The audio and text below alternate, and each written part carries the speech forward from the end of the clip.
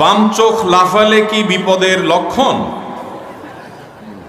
বাম চোখ লাফালে কি করা উচিত? বাম চোখ যদি লাফায় তাহলে ডাক্তারের কাছে যাওয়া উচিত।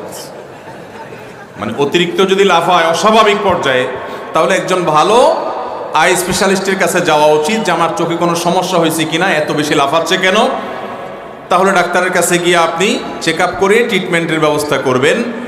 বাম চোখ লাফালে বিপদ আসে, কোনো অশনি সংবাদ আসছে, একটা দুঃখের সংবাদ আসছে, এরকম একটা বিশ্বাস বহুকাল থেকে আমাদের দেশে গ্রামাঞ্চলে ছিল। আলহামদুলিল্লাহ এগুলো আস্তে আস্তে হারিয়ে যাচ্ছে, এগুলো আস্তে আস্তে দূর হচ্ছে আলহামদুলিল্লাহ। কিন্তু এখনো পর্যন্ত অনেকে এগুলো ধরে রাখছে।